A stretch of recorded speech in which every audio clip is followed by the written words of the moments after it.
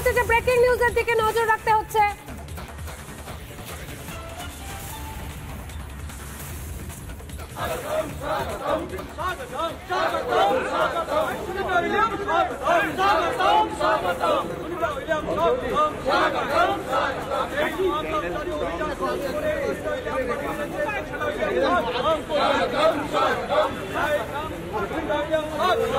একদমই এই মুহূর্তে কিন্তু আমরা বিধানসভার ছবি দেখাচ্ছি, যেখানে সুনিতা উইলিয়ামস এবং বুচ উইলমোরে তারা ফিরে এসেছেন, সেই কারণে তাদেরকে স্বাগত জানানো হচ্ছে। সেই ছবি কিন্তু এই মুহূর্তে দেখতে পাচ্ছেন, সেই ছবি আমরা দেখাচ্ছি আপনাদেরকে। ফার্স্ট অন দেখতে পাচ্ছেন। আমরা কথা বলবো আমাদের প্রতিনিধি ভাস্করের সঙ্গে। ভাস্কর, কি দেখতে পাচ্ছ এই মুহূর্তে, বিস্তারিত জানাও। একদমই দেখো, এই মুহূর্তে দাঁড়িয়ে বিধানসভা ভেতরে যে ছবি, এই ছবিটা কিন্তু নিঃসন্দেহে গুরুত্বপূর্ণ।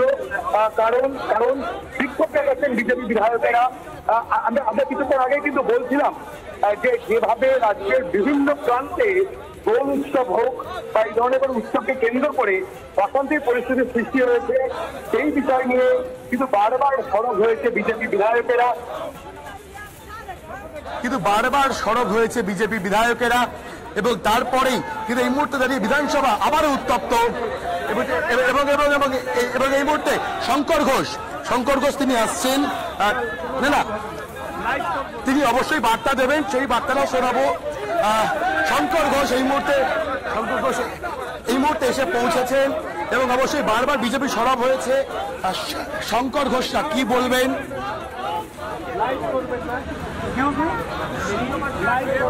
এবং অবশ্যই আমরা পরবর্তীতে প্রতিক্রিয়া শোনাবো। কিন্তু বিজেপি বিধায়কদের তারা বারবার সরব হয়েছেন। সেই জায়গা থেকে দাঁড়িয়ে কিন্তু নিঃসন্দেহে যে পরিস্থিতি, সেই পরিস্থিতি আবারও কিন্তু বিধানসভা উত্তপ্ত। এবং সেই জায়গা থেকে দাঁড়িয়ে কিন্তু নিঃসন্দেহে দাঁড়িয়ে এই মুহূর্তে শঙ্কর ঘোষ সাংবাদিক সম্মেলন করবেন, শোনাবো।